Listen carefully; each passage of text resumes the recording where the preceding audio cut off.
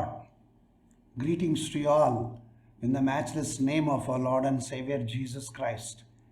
యేసుక్రీస్తు ప్రభు నామమున మీ అందరికీ శుభములు తెలియజేస్తుంటున్నాను. మీకును మీ గృహమునకును మీ ఇంటి వారందరికీ దేవుని సమాధానము కలిగి ఉందురుగాక. ఇది సమాధానమునకు గుర్తు. సమాధానము దేవుడు మీకు కలగజేసి నది వలె ప్రవహింపచేయనుగాక. యేసుప్రభు శిష్యులతో ఏం చెప్పాడంటే, మీరు ఎవరింటికి వెళ్ళినా ముందుగా వారి ఇంటిలోనికి వెళ్ళగానే మీకు సమాధానం అవునుగాక. షాలోమ్, షాలోమ్, సమాధానం అవునుగాక. ప్రార్థనతో మనము ఈ వాక్యాన్ని వినుటకు సిద్ధపడదామా? ప్రభువా, హృదయం అనే తలుపు నొద్ద నిలబడి తట్టుచు ఉన్నటువంటి దేవుడు, నీ స్వరమును విని మా హృదయం యొక్క తలుపును తీసి నిన్ను లోపలికి రమ్మని ఆహ్వానించి ఉంటున్నాము. నీవు మా హృదయంలో ఉండి నీ ఆలోచన చేతను పరిశుద్ధాత్మ దేవుని నడిపింపు చేతను ఈ లోకములో మేము నీ పిల్లలముగా జీవించుటకు, నీ నామము మహిమపరచుటకు మా ఆత్మలను నీవు వెలిగించి నూనె పోసి మమ్మల్ని నడిపిస్తున్నటువంటి దేవుడవు నీవే. ఈ సమయంలో ఈ నీ వాక్యము వినుటకు మేము సిద్ధపడుచు ఉంటుండగా మీరే ఈ వాక్యము ద్వారా మాతో మాట్లాడండి. అనేకమైనటువంటి సత్యములను, వాక్యములను ఏంటండి మర్మములను మాకు బయలుపరచమని బ్రతిమాలు కొంచెం ప్రార్థిస్తుంటున్నా. నీవే మంచి బోధకుడు ప్రభా, మాకు బోధించు, నడిపించు. యేసు నామమున ప్రార్థిస్తున్నాను తండ్రి, ఆమేన్. దేవుని ప్రియమైనటువంటి ప్రజలారా, మత్తయి సువార్తలో యేసుక్రీస్తు ప్రభు కొండ మీద చేసినటువంటి ప్రసంగం బహు అమూల్యమైనటువంటి సత్యములను దేవుడు బయలుపరిచాడు. అందులో ఒక భాగంగా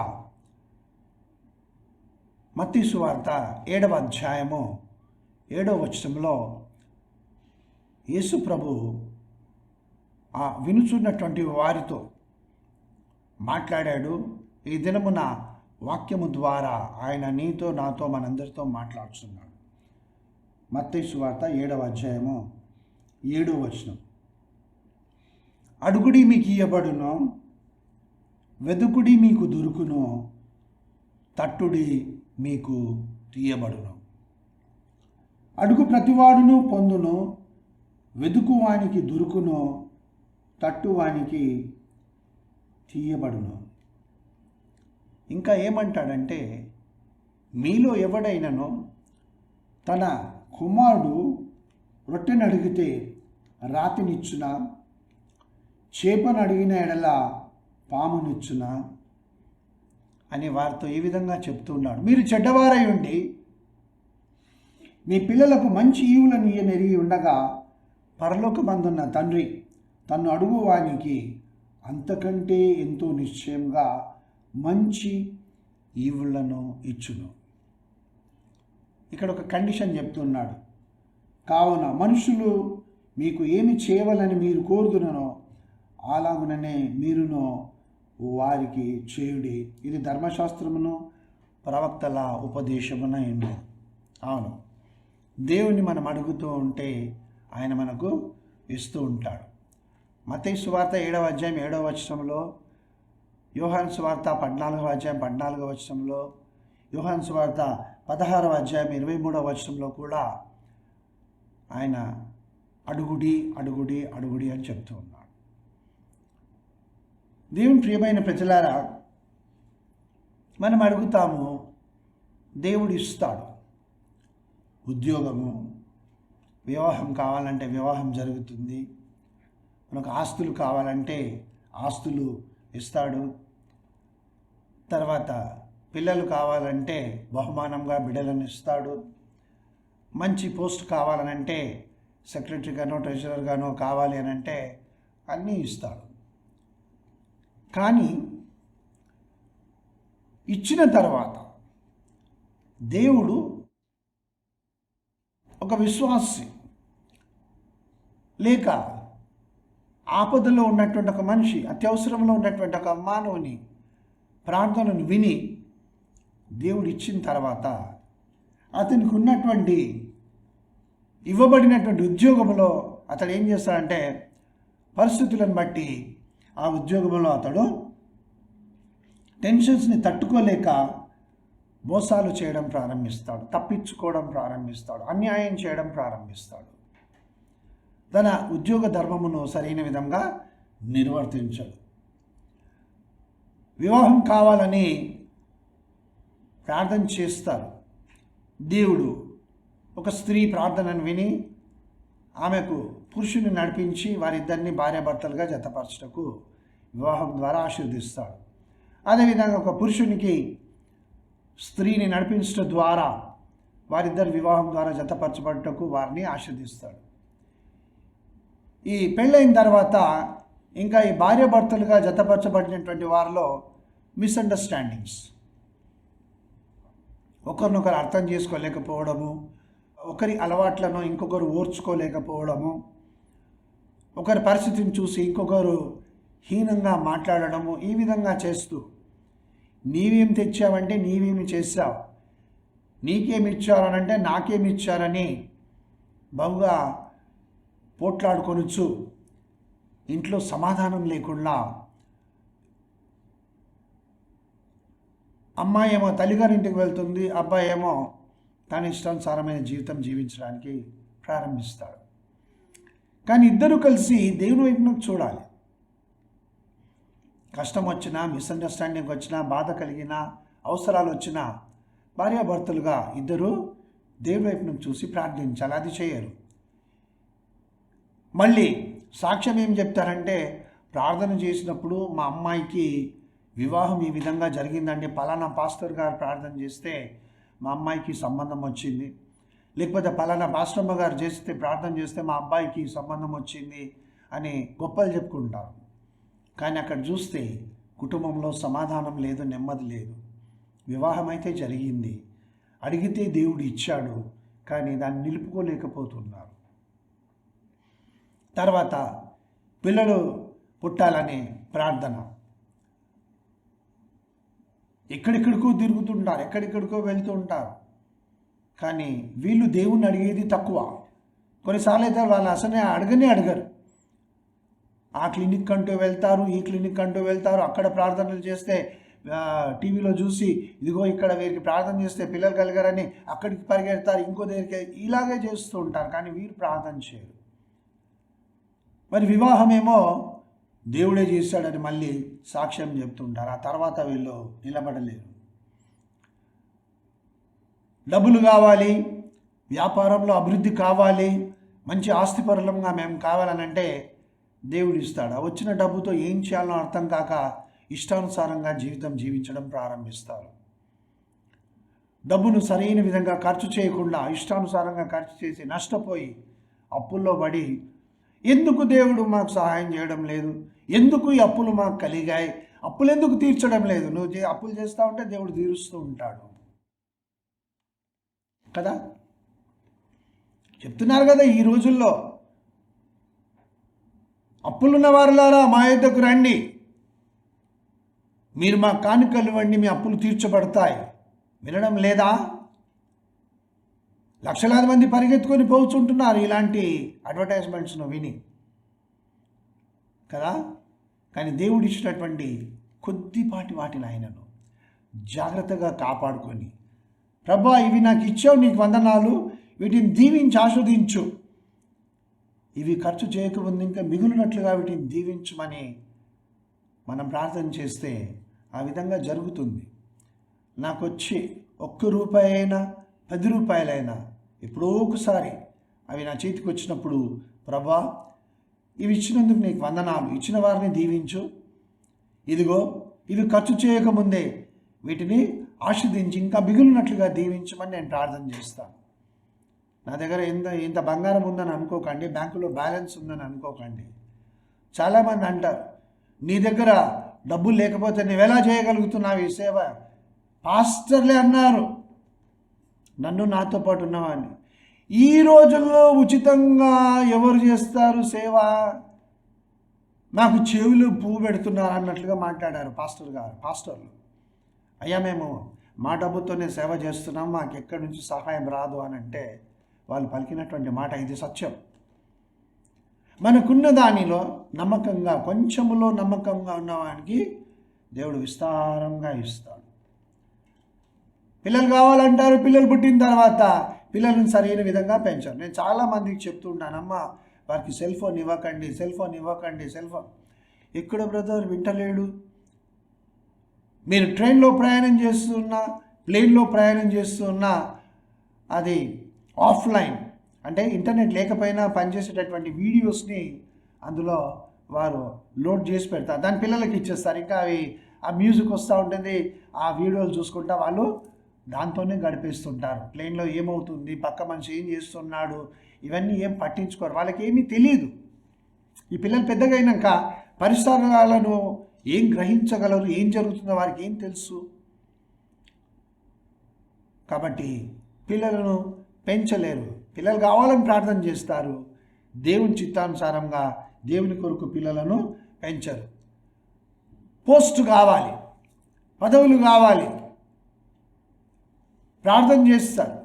అవి వచ్చిన తర్వాత అక్కడ ఉన్నటువంటి ఫండ్స్ అన్నింటినీ మిస్యూజ్ చేస్తారు. దేవుని ప్రియమైన ప్రజలారా, వీటన్నిటిలో నుంచి మనం తప్పించబడి ముందుకు పోవాలి అని అంటే మనకు వివేకము గల హృదయము కావాలి. దేవుని నామమునకు మహిమ కలుగును గాక. ప్రజలతో ఏ విధంగా మనము ప్రతిస్పందించాలి అనుకోని ఒక సమస్య నీవు పనిచేస్తున్న స్థలంలో వచ్చినప్పుడు దాంట్లో నుంచి నీవు చిక్కుపడకుండా ఇతరులు నిన్ను అందులో నీ పేరు పెట్టినప్పుడు నీవు తప్పించుకొనడానికి నీకేమి కావాలి? పెద్దల రికమెండేషన్ కాదు, లేకపోతే నీకున్నటువంటి ధనము బలము కాదు, మనుషుల బలము కాదు. వివేకము గల హృదయము నీవు కలిగి ఉంటే అన్నింటిలో నుంచి నీవు ముందుకు వెళ్ళిపోగలవు.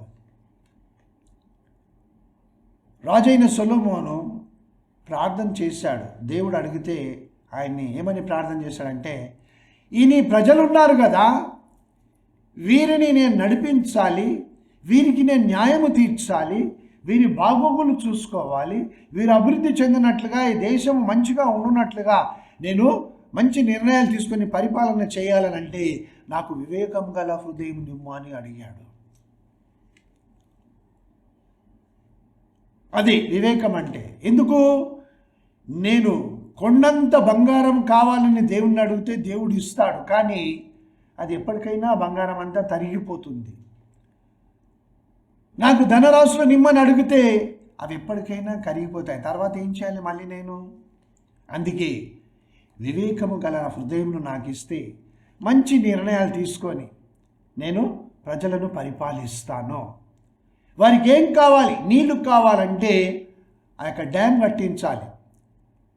మనం ఇప్పుడు చూస్తూ ఉన్నాం, వర్షాలు కురిచినప్పుడు నదులన్నీ నిండిపోయి ఆ నీళ్లు సముద్రంలో పడిపోతాయి. తర్వాత ఎండాకాలం వచ్చినప్పుడు తాగడానికి నీళ్లు లేక విలవిలలాడిపోతూ ఉంటాం. మరి ఆ నదీ పరివాహక ప్రాంతంలో ఒక డ్యామ్ను కట్టించి నీళ్లు ఆగేటట్లుగా, నీళ్లు నిలువ ఉండేటట్లుగా చేస్తే, లేక పాడి పంటలను పండించుకోవడానికి సరైనటువంటి నిర్ణయాలు తీసుకుంటే ప్రపంచము ఈ దినమున ఈ విధంగా ఉండేది కాదు. ఆకలి చావులు ఉండేవి కావు, కరువు కాటకాలు ఉండేవి కావు. కానీ సరైన నిర్ణయాలు తీసుకోవడము లేదేమో అనిపిస్తుంది. గనుక వివేకం గల హృదయం నిమ్మని సొలొమోను ప్రార్థన చేశాడు. ఆ దినములలో దేవుడు అతనికి వివేకం గల హృదయమును మాత్రమే కాకుండా సమస్తమును ఇచ్చాడు. సమస్తమును ఇచ్చాడు. న్యాయముగా పరిపాలించేటటువంటి విధంగా, అన్నింటినీ బాగుగా శోధించి చూచేటటువంటి విధంగా, పరిశీలించి తెలుసుకునేటటువంటి విధంగా ప్రతి సమస్యకు పరిష్కారము అతని హృదయంలో దేవుడు కలుగజేశాడు. కాబట్టి ఈ దినమున ఏమి బోధింపబడుతున్నది అనేక స్థలాల లోపల, దేవుడంటే ఎవరు, దేవుడంటే ఎవరు. శ్రీలంక దేశం నాకు నేను వెళ్ళినప్పుడు అక్కడ ఒక కాన్ఫరెన్స్కి వెళ్ళాను. ఆ కాన్ఫరెన్స్లో నేను ఒక అరగంట మాట్లాడడం కూడా, దేవుని వాక్యం మాట్లాడడం కూడా జరిగింది. దేవుని నామమున మహిమ కలుగును గాక. అయితే మేమందరం కలిసి ఒక 40 మంది అందరం కలిసి ఇండియా నుంచి వెళ్ళిన వాళ్ళం. ఒక దగ్గర ప్రేయర్ అవుతుందంటే అక్కడికి వెళ్ళాం. అప్పుడు యంగ్ మ్యాన్, ఆయన సేవకుడు, ఆయన చెప్తూ ఉన్నాడు, now I'm going to pray. నేను ఇప్పుడు ప్రార్థన చేయబోతున్నాను. మీ బ్యాంక్ అకౌంట్ లోపల అద్భుత రీతిగా డబ్బులు పడతాయని చెప్తున్నాడు. Check your phones. నేను ఇప్పుడు ప్రార్థన చేస్తున్నాను. ఎక్కడి నుంచి పడతాయండి బ్యాంకులో డబ్బులు? ఎవరు క్రెడిట్ చేస్తారో డబ్బులు? ఊరికేనే ఎవరైనా డబ్బులు వేస్తారా? వేయరు కదా. ఇంకా ఆయన ప్రార్థన చేసిన తర్వాత అందరూ చెక్ చేసుకొని, ఇదిగో నాది 20 రూపీస్ పడ్డాయి, నాది 10 రూపీస్ పడ్డాయి అని చెప్తున్నారు. ఎంతవరకు నిజమో ఎంతవరకు అబద్ధమో నేనైతే నా ఫోన్ కూడా చెక్ చేయలేదు, ఎందుకంటే నేను నమ్మను కాబట్టి. అటువంటి దేవుడు ఇలాంటి అద్భుత కార్యాలు చేస్తాడు అని దేవుడిని ఆ విధంగా చూపిస్తున్నారు. ఇంకొంతమందికి, మా దగ్గరికి రండి, మేము ప్రార్థన చేస్తే దేవుడు మీకు పిల్లలను ఇస్తాడు. అంటే వేరే వాళ్ళ దగ్గర ప్రార్థన చేస్తే పిల్లల్ని ఇవ్వడా? మీకు పిల్లలు పుడతారు. ఫర్టిలిటీ క్లినిక్ దేవుడు పెట్టాడని చూపిస్తున్నారు. డబ్బులు ఇస్తాడు, మీకు లోన్లు శాంక్షన్ అయిపోతాయి, మా దగ్గర రండి ప్రార్థన చేయించుకోండి, కానుకలు ఇవ్వండి. God is a banker. దేవుడు ఒక బ్యాంకును తెరిచిపెట్టుకొని ఉన్నాడని చూపిస్తున్నారు. మా దగ్గరికి రండి, ఇదిగో సాక్ష్యాలు వింటున్నారు కదా, మేమేం చెప్పనక్కర్లేదు, మీ సాక్ష్యాలే చాలును, స్వస్థతలు కలుగుతున్నాయి, రండి. నీళ్ళ అభిషేకము, తైలాభిషేకము, బంగారం అభిషేకము, రకరకాల అభిషేకాలు ఈ దినాల్లో. ఏం నమ్మిపోతున్నారు? వారి దగ్గరికి ఏమైనా దొరుకుతున్నదా? నీ ఆత్మ ఎక్కడికి పోతూ ఉన్నది? అడుగుడి మీకు ఇవ్వబడునని దేవుడు చెప్తూ ఉంటే వీళ్ళు మనుషుల దగ్గరికి వెళ్ళి దేవుడు ఇస్తున్నాడని పొందుకుంటూ ఉంటున్నామని చెప్తూ ఉన్నారు. దేవుని ప్రియమైన ప్రజలారా, జాగ్రత్తగా ఉండండి. మనము ఆఖరి దినాల్లో ఉన్నాం. ఆఖరి దినంలో ఉన్నాం. మా దగ్గరికి రండి, మీ కోర్టులో ఉన్న కేసులన్నీ ఇదిగో ఈ విధంగా దేవుడు తీర్చేస్తాడు. దేవుడు ఒక లాయరు, దేవుడు ఒక డాక్టరు, ఒక బ్యాంకరు, ఒక ఫర్టిలిటీ క్లినిక్ పెట్టుకున్నవాడు, లేకపోతే ఒక పెద్ద షాప్ ఓపెన్ చేసి పెట్టుకున్నాడు మీకు అన్నీ ఇవ్వడానికి. ఇది అయితే దేవుడు ఎవరు? దేవుడు ఎవరు అనే సత్యమును మనము ఇర్మియా గ్రంథము 32వ అధ్యాయము 19వ వచనాన్ని చదువుతున్నాను. Jeremiah chapter 32 and verse 19. ఆలోచన విషయములో నీవే గొప్పవాడవు, దేవుని నామం నాకు మహిమ కలుగును గాక. నా దేవుని యొక్క ఆలోచనలు చేసే విషయంలో ఆయనే గొప్పవాడు. ఆయనకు ఆలోచన చెప్పగలిగిన వాడు ఎవరునూ లేరు. ఆయన ఆలోచనల విషయంలో నీవే గొప్పవాడు. క్రియలు జరిగించు విషయంలో శక్తి సంపన్నుడవు, దేవుని నామం నాకు మహిమ కలుగునాక. ఈ 32వ అధ్యాయం 19వ వచనం ప్రకారము మనము స్తుతించాలి. ఇంకా చదువుతూ, వారి ప్రవర్తనను బట్టి, వారి క్రియాఫలమును బట్టి అందరికీ ప్రతిఫలం ఇచ్చుటకై నరపుత్రముల మార్గం అన్నింటినీ నీవు కన్నులారా చూచుచున్న దేవుడు. కానీ ఇలాంటి స్తుతి ప్రార్థన చెయ్యరు. దేవునిని స్తుతించడం అంటే ఈ విధంగా ఆయన యాట్రిబ్యూట్స్ ఏమై ఉన్నవి, ఆయన ఏమై ఉన్నాడని చెప్పాలి. కానీ పాట పాడుతూ ఉంటారు, ఏమి పాటలు, ఆ లిరిక్స్ ఏముంటాయి ఎవరికి తెలియదు. కానీ స్తుతి ఆరాధనని ఇంకా 10 డ్రమ్స్, 10 ప్యాడ్స్, 10 జాస్ కొడుతూ ఉంటే ఆ దమ్మడ దిమ్మడ అనే ఆ శబ్దాలు మాత్రమే వినబడతాయి. కానీ వీళ్ళు ఏమని స్తుతిస్తున్నారో, ఏం పాట పాడుతున్నారో వారికి తెలియదు. మళ్ళీ దేవుడు దేవుడు దేవుడు అని మళ్ళీ కేకలేస్తూ గంతులేస్తూ ఉంటారు. జాగ్రత్త సుమి, ఆయన ఏమై ఉన్నాడు? ఆయన నీకేమై ఉన్నాడు? ఆ సర్వోన్నతుడైన సర్వశక్తిమంతుడైన దేవుడు నీకు ఏమై ఉన్నాడో మనము తెలుసుకోవాలి. చాలామంది తమ అవసరాల కొరకు ప్రార్థిస్తూ అడుగుతూ ఉంటారు. చాలా సంవత్సరాల క్రితం ఒక యవనస్తుడు, పెళ్ళైంది అతనికి 2 చిన్న పిల్లలు. ఇంకా అతడు మరణానికి సమీపంగా ఉన్న డాక్టర్స్ చెప్పారు, నీ భర్త బ్రతకడమ్మా, ఇంటికి తీసుకొని వెళ్ళిపోమ్మని చెప్పి. పాప మా భార్య ఏడుస్తూ కూర్చొని ఉంటే ఎవరో విశ్వాసి ఒకరు చూసి, నీవు ఇతనిని ప్రార్థనకు తీసుకొని వెళ్ళమ్మా, యేసుప్రభు తప్పకుండా బాగు చేస్తాడు, నీవు నమ్మితే ఈ కార్యం ఆయన జీవితంలో జరుగుతుంది అని చెప్పారు. సరే, వీరు ఒక సంఘానికి వెళ్ళారు ప్రార్థన కొరకై, భార్య భర్త పిల్లలు. అతని పరిస్థితిని చూసి చర్చ్ అయిపోయిన తర్వాత సంఘ పెద్దలు వచ్చి, మీరెవరు, మీకేం కావాలి అని అడిగితే అప్పుడు ఆ యవనస్తుడు చెప్తూ ఉన్నాడు, అయ్యా, ఆ యవనస్తుని కిడ్నీస్ ఫెయిల్ అయిపోయాయని, ఆ యవనస్తుని లివరు తాగి తాగి తాగి సిగరెట్లు తాగి తాగి తాగి అతని లివర్ పాడైపోయిందని, అతనికి జీర్ణశక్తి లోపించిందని, అతడు ఆ యొక్క రకరకాలైనటువంటి వాటిని నమలడం వలన నోరంతా పాడైపోయిందని, ఆయన యొక్క కిడ్నీస్ ఫెయిల్ అయిపోయాయని, బ్రెయిన్లో క్లాట్స్ ఉన్నాయని, కాళ్ళు చేతులు చచ్చుబడిపోతున్నాయి, ఇవన్నీ ఉన్నాయని చెప్పాడు. అప్పుడు ఈ పెద్దలు ఏమన్నారంటే, సంఘ పెద్దలు, అయ్యా, మీ కొరకు మేము ప్రార్థన చేస్తాం, యేసుప్రభు తప్పకుండా నిన్ను ముట్టి స్వస్థపరుస్తాడని మేము విశ్వాసంతో ప్రార్థన చేస్తాము, నూనె రాచి ప్రార్థించమన్నాడు కదా, మేము ప్రార్థన చేస్తాం. కానీ నిన్ను యేసుప్రభు బాగు చేస్తే నీవేం చేస్తావనంటే, అయ్యా చూడండి, ఈ బాధలు గత కొద్ది సంవత్సరాలుగా నేను అనుభవిస్తున్నాను, ఏమీ తినలేను, ఏమీ త్రాగలేను, ఏమీ నేను చేయలేకపోతున్నాను.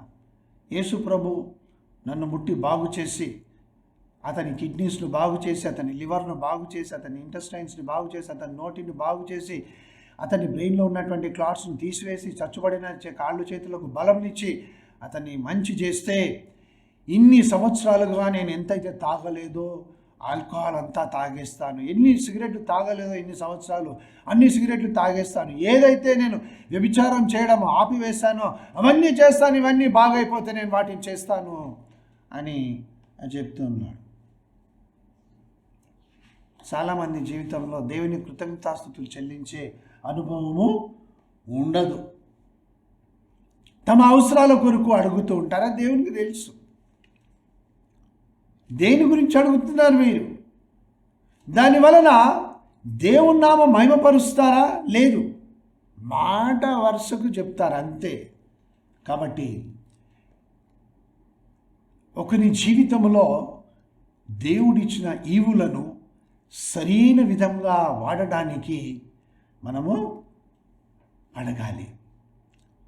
రాజైన సొలొమోను అడిగినట్లుగా మనం అడగాలి, వివేకం గల హృదయం నాకిమ్ము, వివేకం గల హృదయంను నాకిమ్ము అంటే దేవుడు ఇచ్చాడు. మీరు చదవండి, రాజుల మొదటి గ్రంథము 3వ అధ్యాయము 9, 10, 11, 12 వచనాలను చదవండి. దేవుడు ఇచ్చాడు. దేవుడు మీకు కూడా ఇస్తున్నాడు, నాకు ఇస్తూనే ఉన్నాడు. దేవుడి నామం నాకు మహిమ కలుగును గాక. మనం అడుగు వాటన్నిటికంటేనో, ఊహించి వాటన్నిటికంటేనో అన్నీ గొప్పగా చేసే దేవుడు మన దేవుడై ఉన్నాడు. దేవుడు ప్రియమైన ప్రజలారా, నేను ఒక వాక్యాన్ని మీకు చూపిస్తాను. రాజుల 2వ గ్రంథము, రాజుల రెండవ గ్రంథము 2వ అధ్యాయం 9వ వచనాన్ని నేను చదువుతున్నాను. వారు దాటిపోయిన తర్వాత ఏలియా ఎలీషాను చూచి, నేను నీ యొద్ద నుండి తీయబడక మునుపు నీ కొరకు నేనేమి చేయకూడదో దాన్ని అడుగుమని చెప్పగా, ఎలీషా, నీకు కలిగిన ఆత్మలో 2 పాలు నా మీదకి వచ్చినట్లు దయచేయమనెను. దేవుని నామం నాకు మహిమ కలుగును కాక. నీకు కలిగిన ఆత్మలో 2 పాళ్ళు, డబుల్ పోర్షన్ ఇక్కడ చెప్తా.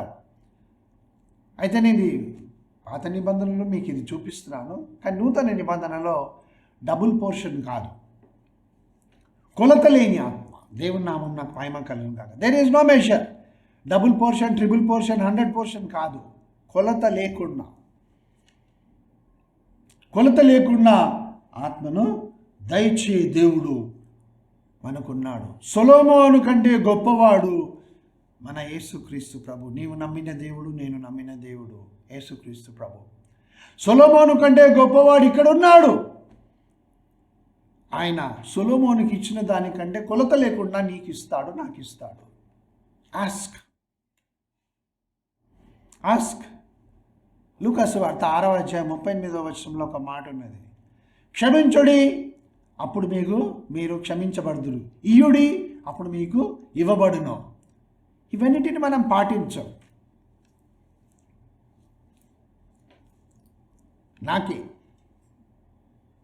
నాకే కావాలి, నా కుటుంబానికే కావాలి, నా కొడుకురికే కావాలి, నా కుమారునికే కావాలి. ఈ విధంగా జరుగుతూ ఉంది. ఒక కుటుంబంలో అమ్మాయి యుక్త వయసులో ఉంది. తల్లిదండ్రులు ఒక సంబంధం చూశారు. అబ్బాయి ఈ అమ్మాయిని చూడడానికి వస్తున్నారన్నమాట.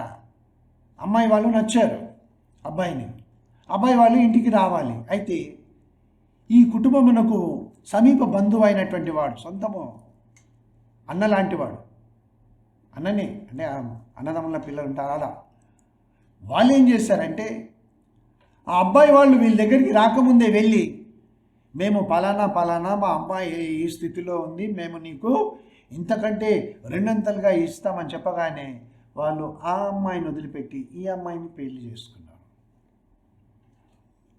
వివాహము ఈ అమ్మాయితో ఒప్పుకొని ఈ అమ్మాయితో పెళ్లి చేసుకున్నాడు ఆ అబ్బాయి. చూసారా ఏ విధంగా ఉంటుందో? ఇలా మోసగించడానికి అడుగుతూ ఉంటారు. అలా మనము చేయకూడదు. కాబట్టి దేవుని ప్రియమైనటువంటి ప్రజలారా, ఎఫెసీ పత్రిక 3వ అధ్యాయం 20వ వచనం ఏమంటుందంటే, మనం అడుగు వాటన్నిటికంటేను, ఊహించు వాటన్నిటికంటేను అత్యధికంగా చేయసమర్థుడైన దేవుడు మనకున్నాడు. కాబట్టి నీకు జ్ఞానము కుదువుగా ఉన్నదా? ఏం చేస్తావు చెప్పండి? యవనస్తులారా, చిన్నపిల్లలారా, జ్ఞానం కుదవ ఉంటే ఏం చేస్తావు? కాపీ కొడతానంటావు, చూచి వ్రాత రాసినట్లుగా పరీక్ష రాస్తానంటావు, పక్కనున్న వాళ్ళ దగ్గర నుంచి చూసి రాస్తానంటావు, చిట్టీలు తీసుకుపోయి స్లిప్స్ తీసుకుపోయి రాస్తాననుకుంటావు కదా. కానీ దేవుని వాక్యం ఏమంటుందంటే, మీకు జ్ఞానము కొదవగా ఉన్నాడెలా దేవునిని అడగవలెను. దేవుని నామం నాకు మహిమ కలుగును కాక. తప్పకుండా ఇస్తాడు. దేవుని చిత్తానుసారంగా మనం ఏది అడిగినా ఆయన ఇస్తాడు, తప్పకుండా ఇస్తాడు. మనం అడగకముందే అన్నీ ఇస్తున్నాడు కదా. ఇప్పుడు ఇవ్వడం లేదా? మనం పీల్చుకోవడానికి గాలి ఇవ్వడం లేదా? త్రాగడానికి మంచినీళ్ళని ఇవ్వడం లేదా? వర్షమును కురిపించడం లేదా? భూమి ధాన్యము పంటను పండించినట్లుగా భూమిని దేవుడు ఆస్వాదించడం లేదా? భూమిలో నుంచి తవ్వి తీసినటువంటి వెండి, రాగి, ఇనుము, బంగారము వీటన్నిటిని బట్టి మానవులు మరి వ్యాపారము చేసి అవసరాలు తీర్చుకోవడం లేదా? వాటి వలన ఏమి ఇవ్వడం లేదు దేవుడు. ఇవన్నీ ఉచితంగా వచ్చినాయి కదా. బంగారం మనం కొనుక్కుంటాం, కానీ అది ఉచితంగా భూమిలో నుంచి తీశారు. ఇనుము, రాగి, ఇత్తడంతా భూమిలో నుంచి వస్తుంది, బొగ్గు భూమిలో నుంచి వస్తుంది. ఇవన్నీ దేవుడు ఇచ్చినవి కావా? నది ఎండిపోతే ఎక్కడి నుంచి వస్తాయి నీళ్ళు? డ్రిల్లు వేసుకుంటామండి, బోరింగ్, సరే 1000 ఫీట్లు వేసావు, రాలే నీళ్ళు, ఏం చేస్తావు అప్పుడు? పైకి చూస్తామండి, దేవుడు ఇస్తాడమా? దేవుడే ఇస్తాడు, అడిగితే ఇస్తాడు దేవుడు. అడుగు, నీవు అడగాలి, నేను అడగాలి, మనం అడగాలి. ప్రతి అవసరం తీర్చే దేవుడు మనకున్నాడు. కాబట్టి ప్రభువా, నీ ఆజ్ఞలకు లోబడి నేను జీవిస్తాను, నీ వాక్యానుసారంగా నేను జీవిస్తాను. నా చదువుల్లో నేను వెనుకబడిపోకూడదు. I should excel in my studies. నా ఉద్యోగంలో నేను ఉన్న స్థితిలోనే ఉండకూడదు. I should prosper in my job. అడగండి దేవుణ్ణి. నా వివాహములో దుఃఖం ఉండకూడదు. There should be happiness in my married life. నేను ఈ యొక్క జీవితంలో నీ దేవాలయంలోకి వస్తూ నేను పరిశుద్ధమైన జీవితం జీవించాలి, అపవిత్రమైన జీవితం జీవించకూడదు. I want to lead a holy life. నేను నీకు లోబడి ఉండే స్వభావమును నేను కలిగి ఉండాలి. అంటే స్వభావం నాకు కలిగేది. ఇవి మనం అడగాలి, ఇస్తాడు దేవుడు. కావాలా? యేసుప్రభుని అడుగు. ప్రార్థన చేసుకుందాం. ప్రేమగల తండ్రి, నీకు వందనాలు. సొలొమోను కంటే గొప్పవాడా? యేసుక్రీస్తు ప్రభువా నీకు స్తోత్రం. యోనా కంటే గొప్పవాడా? వాడవైన యేసుక్రీస్తు ప్రభువా నీకు స్తోత్రం. దేవాలయము కంటే గొప్పవాడవైన యేసుక్రీస్తు ప్రభువా నీకు స్తోత్రం. సమస్తమును చేయ శక్తిమంతుడైనటువంటి దేవుడు, ఉన్నవాడను అనువాడవైనటువంటి దేవుడు నీకు వందనాలు. మోషేతో మాట్లాడినట్లుగా నీవు మాతో మాట్లాడు. ఇర్మియా హృదయాన్ని మండించినట్లుగా మా హృదయాలను మండించు. నా ఎముకలలో అది మూయబడినట్లుండి మండుతూ ఉన్నది. అవును ప్రభు, ఆ విధంగా నీ వాక్యం చేత మండించు. నీ వాక్యమును మేము వినాలి, నీ వాక్యమును మేము చదవాలి, నీ వాక్యం మేము ధ్యానించాలి, నీ వాక్య ప్రకారం జీవించాలి, నీ వాక్యమును లోబడాలి. అలాంటి స్వభావం మాలో కలుగజేయు. ఆ విధంగా మేము చేస్తున్నప్పుడు ప్రభు సమస్తము మాకు నీవు ఇస్తానని వాగ్దానం చేశావు. యోహాను సువార్త 16వ అధ్యాయం 23వ వచనంలోను, మత్తయి సువార్త 7వ అధ్యాయము 7-8 వచనాల్లోనూ, అదేవిధంగా యోహాను సువార్త 14వ అధ్యాయం 14వ వచనంలో వాగ్దానం చేసినట్లుగా ఇంకా అనేక స్థలాలలో నీ వాగ్దానం చేసినట్లుగా మేము అడుగుతున్నాం. వీరెవరెవరైతే ఇప్పుడు ప్రార్థన చేస్తున్నారో వారి కొరకు నేను ఏకీభవిస్తున్నాను ప్రభా.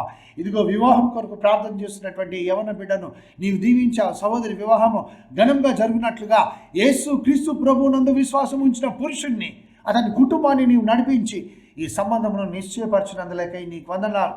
తనకు గర్భఫలము కావాలని బిడ్డలు లేకుండా గత 16 సంవత్సరాలుగా బాధపడుతున్నటువంటి ఈ సహోదరిని మీరిప్పుడే ముట్టి ఆమెను దీవించి గర్భఫలం ఇచ్చి బహుమానం ఇచ్చినందులకై నీకు వందనాలు, స్తోత్రం చెల్లిస్తుంటున్నాను. నా వయసు అయిపోతూ ఉన్నది, ఇంకా నాకు ఉద్యోగం రాదేమో అనుకుని ఆఖరి ఉద్యోగ ప్రయత్నం చేస్తున్నటువంటి ఈ సహోదరునికి నీవు ఉద్యోగం ఇచ్చినందులకై నీకు వందనాలు, స్తోత్రం చెల్లిస్తుంటున్నాను ప్రభా. ఇదిగో వీసా గడువు ముగిసిపోతూ ఉన్నది. ఇంకా ఈ ప్రయత్నం ఆఖరి ప్రయత్నము. ఈసారి నాకు వీసా రాకపోతే నేను మళ్ళీ అమెరికా దేశం వెళ్ళలేను, కెనడా దేశం వెళ్ళలేను, ఆస్ట్రేలియాకు వెళ్ళలేను, సింగపూర్కి వెళ్ళలేనని ఎవరైతే భయము చేత పట్టబడి ఉన్నారో, చింతాక్రాంతులై ఉన్నారో, యేసు క్రీస్తు ప్రభు నామమున వారికి ఆశీర్వాదములను మాట్లాడుచుంటున్నాను ప్రభా. వారి ప్రార్థన ఆలకించి ఇప్పుడే వారికి వీసా వచ్చింది అని నీవు వర్తమానం తెలియజేసినందులకై నీకు వందనాలు, స్తోత్రం. కోర్టు కేసులో చిక్కుకొని అన్యాయంగా పట్టబడినటువంటి వారిని నీవు విడిపిస్తున్నందులకై నీకు వందనాలు, స్తోత్రం. మేము వెతుకున్నదేదో దొరుకున్నట్లుగా, వీరు వెతుకుచున్నది దొరుకున్నట్లుగా దీవించినందులకై, ఆశీర్వదించినందులకై వందనాలు. మా మనవులను ఆలకించి అవును ఆమెననుచున్నటువంటి యేసుక్రీస్తు ప్రభా నీకే సమస్త ఘనత మహిమ చెల్లిస్తూ యేసునామమున ప్రార్థిస్తున్నాను తండ్రి. ఆమేన్, ఆమేన్. దేవుడు మిమ్మను ఆశీర్వదించి మీ ప్రార్థన ఆలకించి జవాబు ఇచ్చాడు. ధైర్యంగా ఉండండి.